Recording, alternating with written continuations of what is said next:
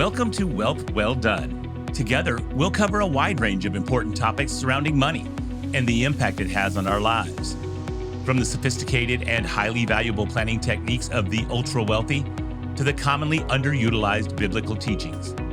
Together, we'll work to improve our relationship with money and our effectiveness in stewarding it well.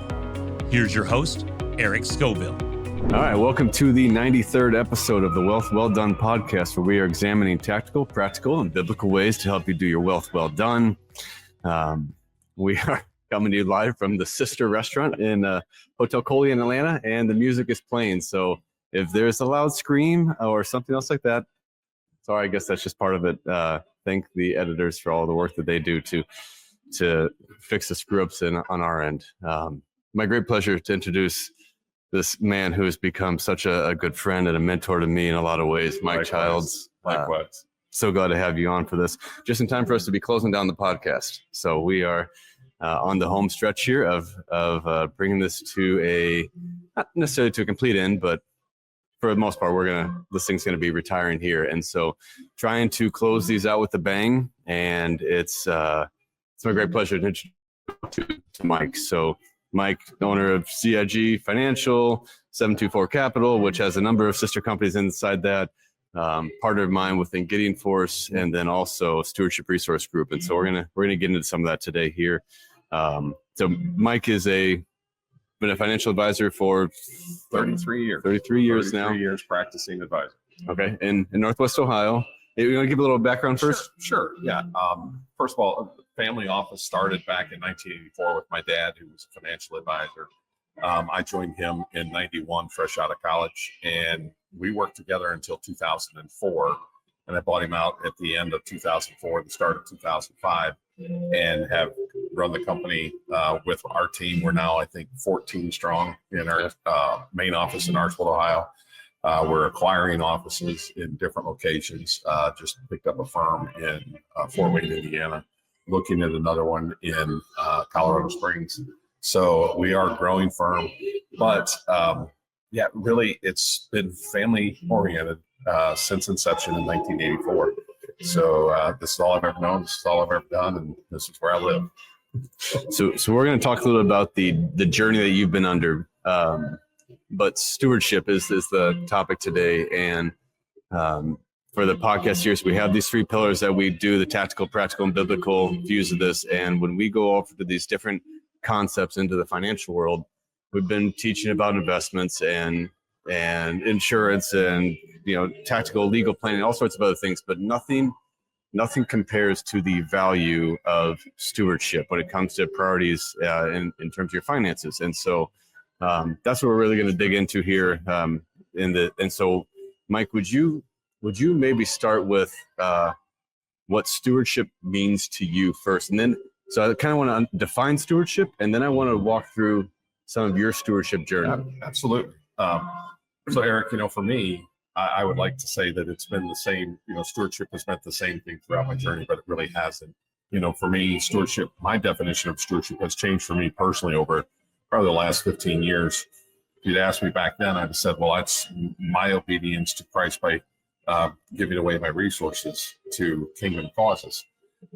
That's actually not the case. I mean, that's what I think a lot of people think stewardship is, and I was no different. For me, when I realized probably 3, 4, 5 years ago, stewardship isn't what I give away, it's what I decide to retain for me, because everything else belongs to God. And if we truly live with that mindset as Christians, where, hey, everything that I've built or created has been because of the talents Christ has given me and his blessings upon my life or my family, I think that's the right mindset. So very quickly, I would just say stewardship is assessing, well, how much do I need? How much are my kids or grandkids going to need? And then everything else is a process of how do I transfer all of the things that God has entrusted to me back to him. Yeah, through kingdom causes. So I don't know if that helps, but that's my concept of stewardship, or at least my belief of stewardship today. Okay. And I think there's probably gonna be more to unpack in that, but yeah, what's your journey been like? Have you you've been a textbook fantastic? Have I been a faithful steward all my life? No. Let's be blunt here. It starts with a background. I will say I've always understood God has blessed my family. My father was an orphan at age 7. My mom is one of 15 kids. So that in itself requires stewardship to get to where we are today, because I will say my brother, sister, and I have really, we haven't been what I would say defined as wealthy our entire life, but we haven't wanted for things. My parents worked very, very hard, and they taught us the value of education and hard work. That was huge in our family. And part of that was we were also a church-going family. So we spent every Sunday in church. I mean, it was, you went to church no matter how you felt, no matter what you're doing. Quick pause there. Yeah. Did your pastor talk about money? No. Okay. No, our church talked about biblical principles, but money was the sermon you had once or twice a year to meet budget and, you know, to meet, hey, it's harvest offering where we live. The harvest is a big thing. And so the harvest offering was, hey, this is our first fruits. But we really didn't talk about, hey, let's talk about what the Bible says about money. Let's talk about what Scripture says about money, or how even Jesus approached money. As you know, Bible's got, you know, a multitude of verses on our faith and on love, but it's got more verses on possessions and belongings and money than anything else, right, by a factor of 5 to 1. So when you think about that, that's really interesting that we don't really talk about that foothold, stronghold, or that foundational approach. For me, I remember my parents not having a lot of money, but I always saw them put something in the plate. I always saw that sacrifice. And I know there were times when they did that was a serious, serious sacrifice for them. So in today's world where, you know, I give electronically now, they still pass the basket around, but it looks like I, you know, am neglecting. Yeah. That's probably important for listeners to think about for their kids. Like, kids are watching, and it made a difference there to see that. And so regardless of your financial position, if your kids see you're always giving, and if you're giving online, who cares? Fantastic. But maybe bring your kids in on that. And don't just do that secret. Don't just set that up as automatic and then set it and forget it anymore either.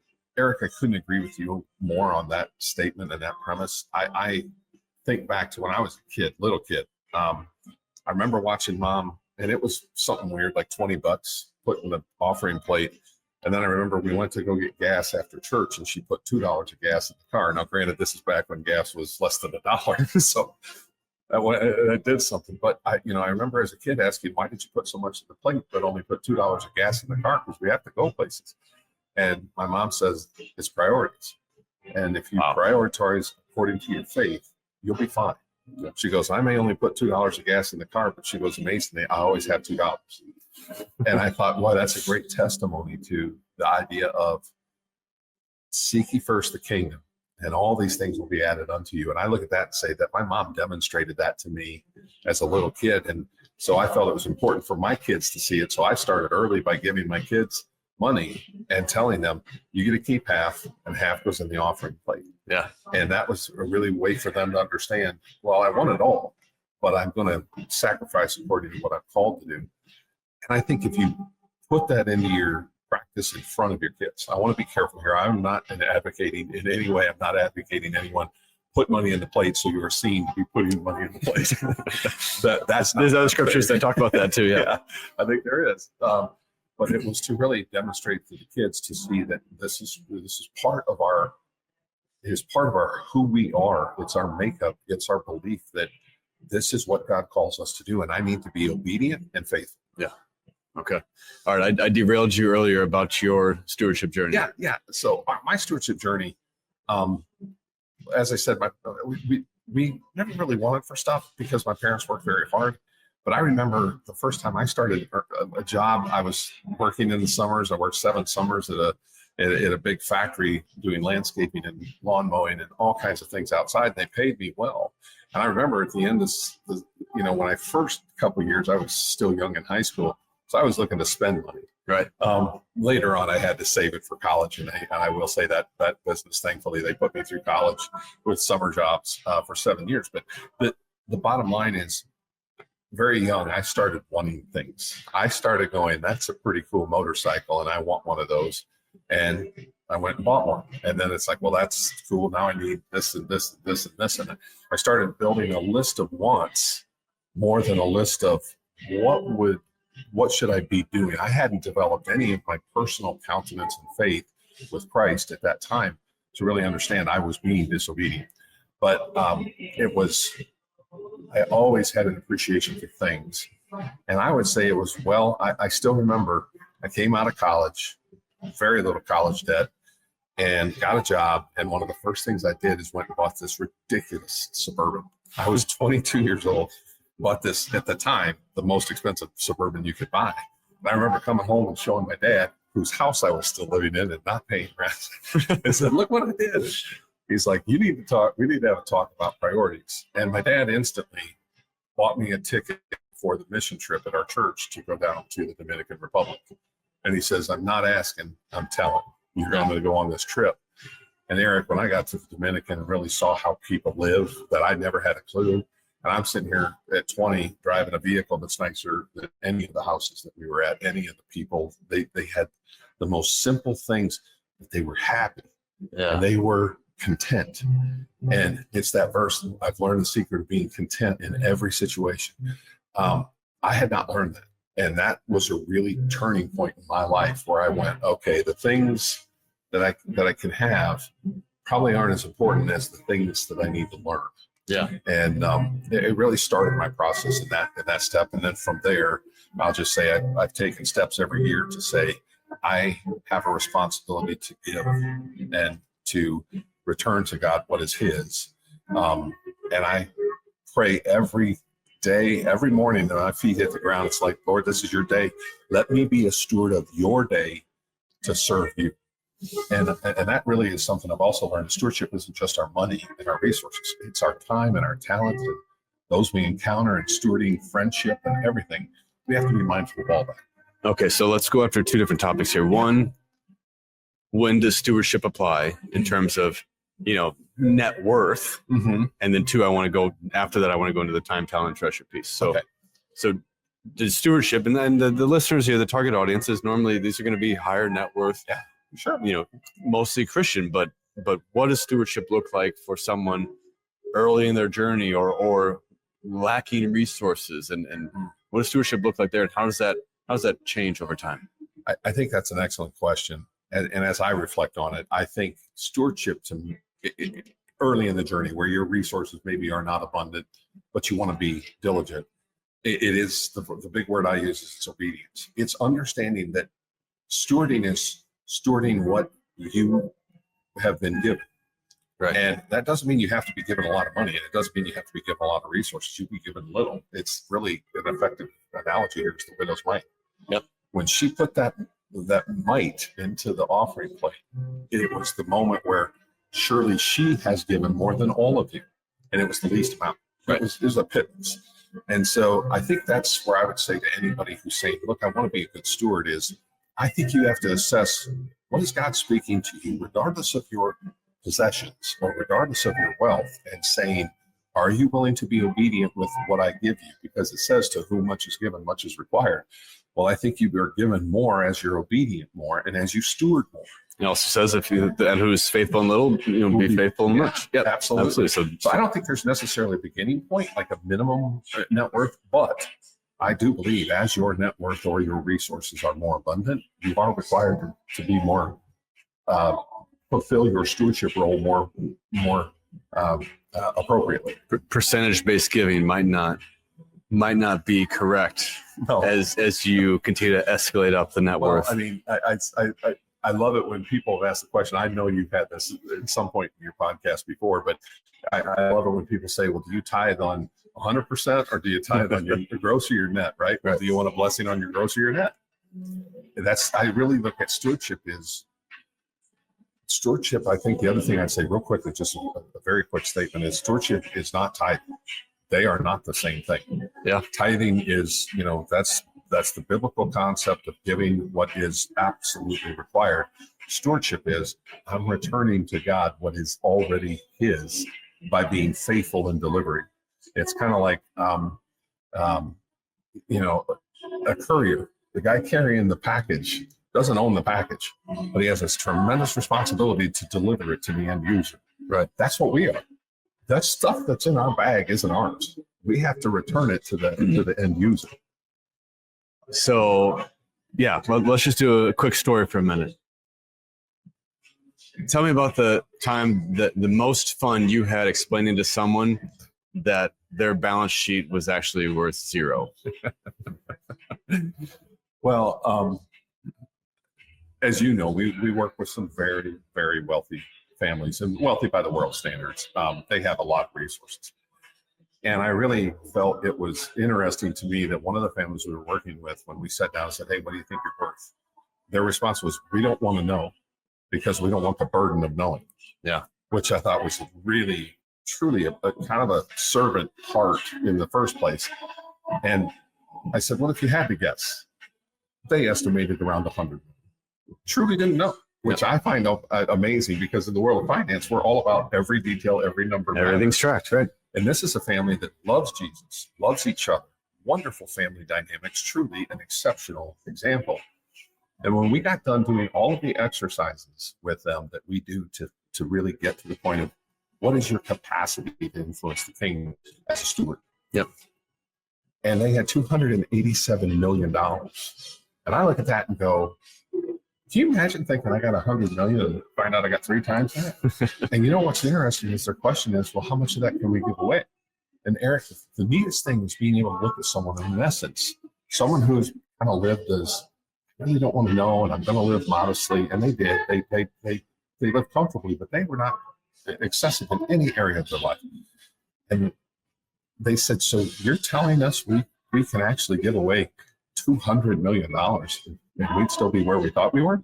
And I'm like, yeah, you have permission. And I think that's the example that some of these families need, that permission to say, go be the steward that you know you can be. You can do it, and you're going to be just fine. Yeah. I think we'd all agree. If somebody had $287 million, you decided to give away 187 and still sitting on 100, they're probably not going to starve and they're not going to hurt. They won't be without. They're teaching their kids this process now that they know this process. And I think that's the ultimate joy is, as you walk through this exercise with anyone, it's them coming to the realization, I have so much more potential than I thought I had. And my obedience is the only thing standing in the way of that. And if I want to be that faithful courier, if you will, then I need to demonstrate this to my kids and my grandkids. And I know you do that with the families you work with. Right. Okay. No, that's good. I didn't know if I answered your question. You know, you did, and you brought up 3 more, but I want to make sure I don't skip the ones that we wanted to. Time, talent, treasure. Can you give a little example to help us grasp that? Because people say that, they throw it out there, but I feel like that is something that's easier to say than to actually follow through on. And I don't see people practically applying that as much. I would agree. First of all, I agree 100%. I think it is so, in today's world, the first thing I'll pick on is time. We have so many things vying for every minute of our time. And if you are not purposeful in setting aside and saying, this is my time for obedience and stewardship, this is my time that I'm going to put forth, so I have a plan of what my stewardship schedule looks like for not just this year, but for 30 years in duration, is when you can really talk about the impact capacity that you have. So if you have, because the whole concept of the first fruit is you set aside this first, you're not just giving God what's left. Because if someone, interestingly, when someone is in that lack state, and their expenses are creeping up right at where their income is, if they say, well, I'll spend what I need to spend and I'll give what's left, there's normally not much left. Typically there isn't. But if they say, I'm going to give first, they normally somehow don't go without. Yeah.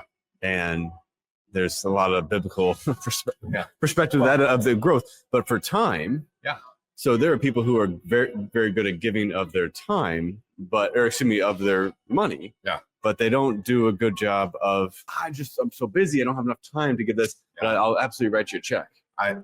And I'm guilty of that. When I started to first come into financial independence, I was like, I'm kind of important and my time's important and everybody wants my time. I can just write checks and I don't have to go on the trip to the Dominican Republic or to Haiti or wherever. And yet God changed my life most in those personal visits when you meet people. And I am saying, to truly meet people who have so little.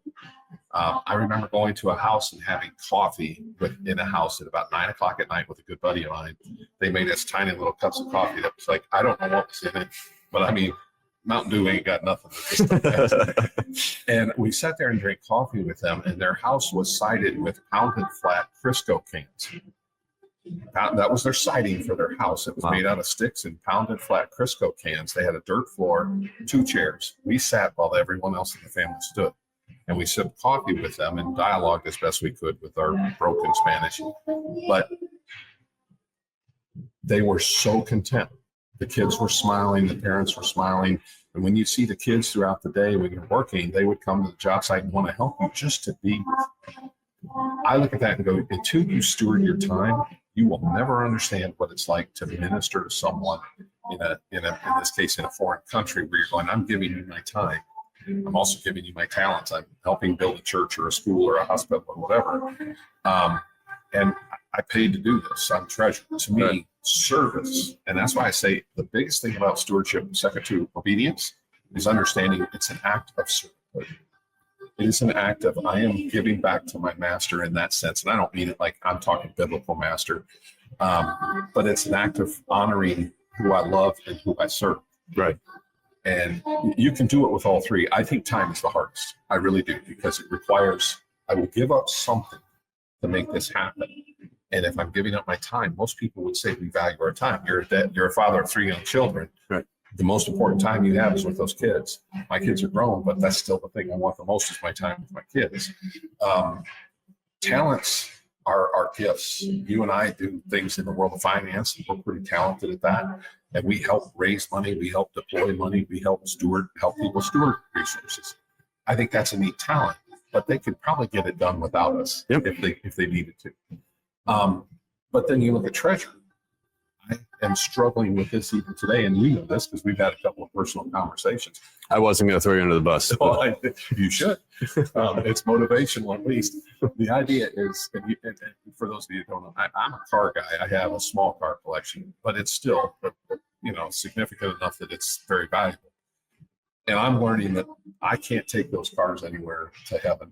There's no U-Haul trailer to put them on. And as I look at those cars now with our Gideon Force ministry, those cars are, in my opinion, preventing kids from being rescued from trafficking. Every one of those cars has value that if I sell it, I can turn that into real value to help kids get out of trafficking. I didn't feel that way 3 years ago. Yeah, I didn't. I felt like I've worked hard. I've earned the right to do this. My wife says it's okay. My kids love it. But you know what? When you start seeing things for what they are, the things, there's always a greater need for people than things. Right.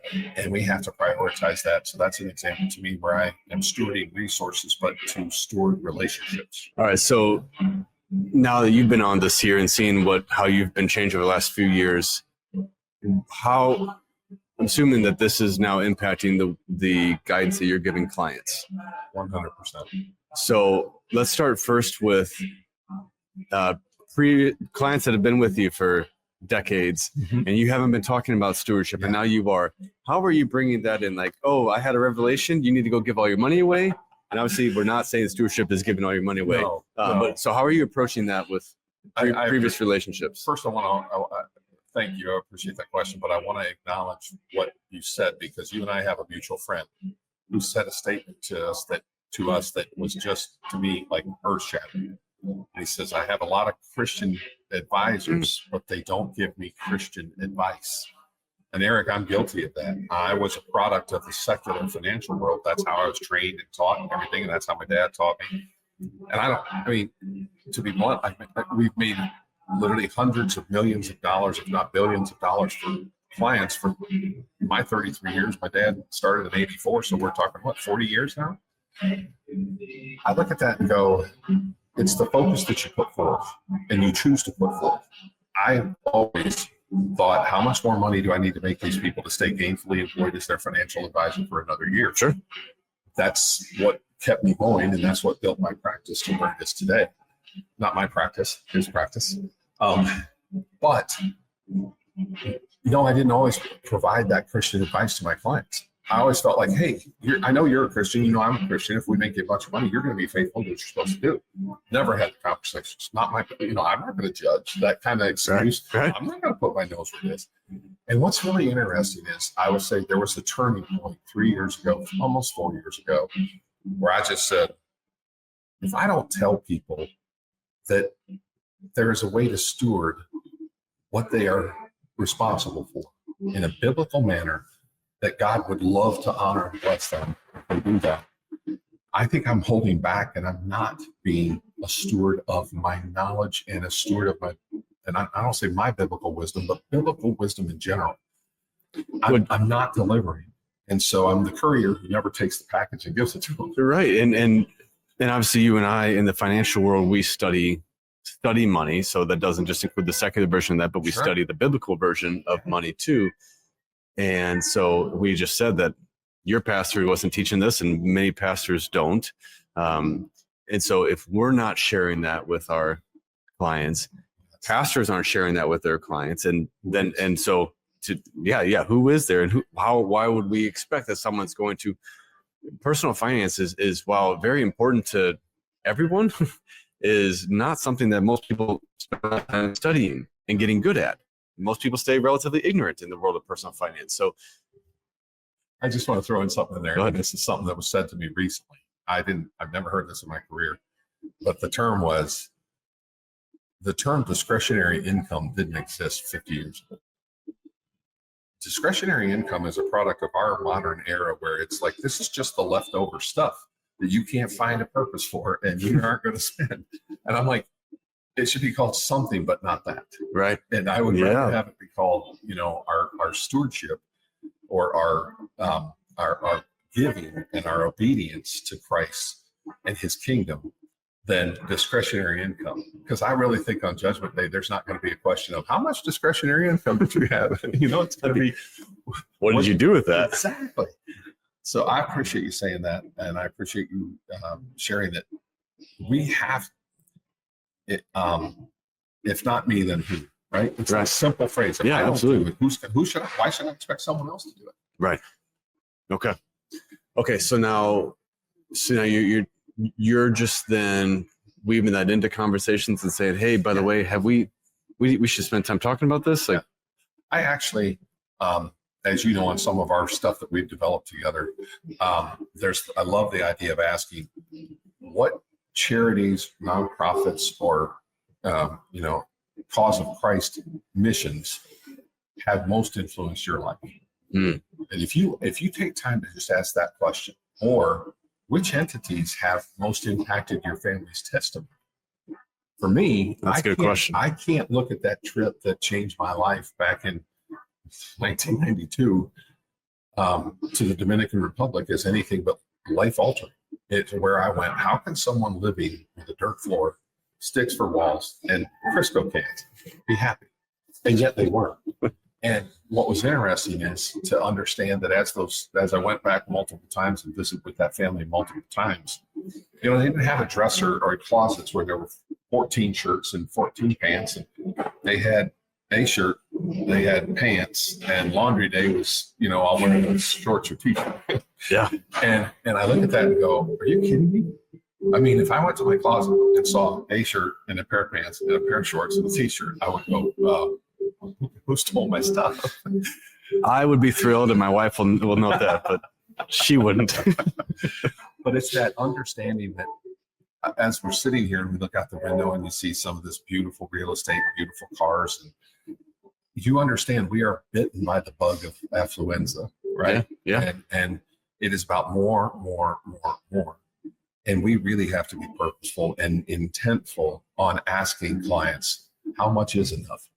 How much is enough? And if you've never asked yourself that question, I would argue and challenge that, and you know this because you've done it. I know I've done it. We've watched people do it. It's agonizing for some people.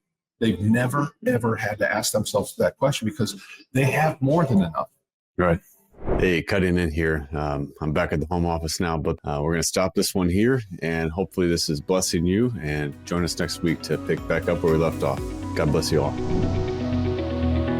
Thank you again for listening to Wealth Well Done. Be sure to subscribe to the show on your favorite podcast player, and together we'll continue to improve our relationship with money and our effectiveness in stewarding it well.